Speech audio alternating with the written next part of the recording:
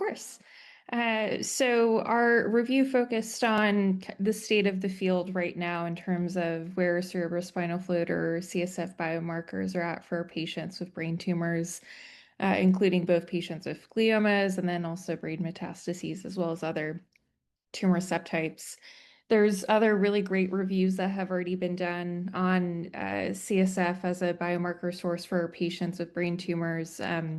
But our review, I really focused on some of the key variables that are not as frequently discussed in terms of the impact of anatomical location, tumor to CSF contact, blood-brain barrier disruption, which is something that we see in many patients with high-grade gliomas, and how variables like that can actually impact a variety of biomarkers that we would be interested in testing in CSF, whether that's D2-hydroxylutyrate for patients with IDH-mutant gliomas, cell-free DNA, which can be relevant for a variety of patients with brain tumors. And then more broadly as well, given how much new research there is in the field of CSF as a biomarker source, we also were really interested in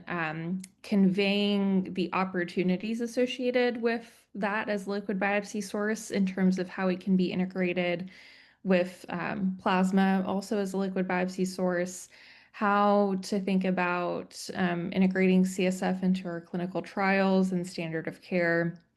as we work on developing and validating different biomarker types, as well as then, really common questions and difficulties that are encountered in the biomarker field. Like one of the main reasons why we're interested in having liquid biopsy biomarkers is because we have such difficulties in distinguishing progression from radiation necrosis in patients with gliomas. But one of the reasons why we have a difficulty in distinguishing them is that we often don't get a tissue biopsy at the time of suspected recurrence.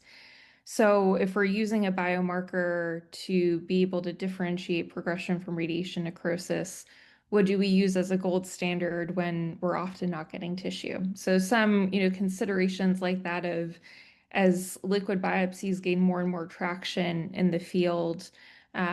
where and how can they be integrated into our standard of care and clinical trials? And, how can we thoughtfully consider variables and benchmarks to be able to validate them?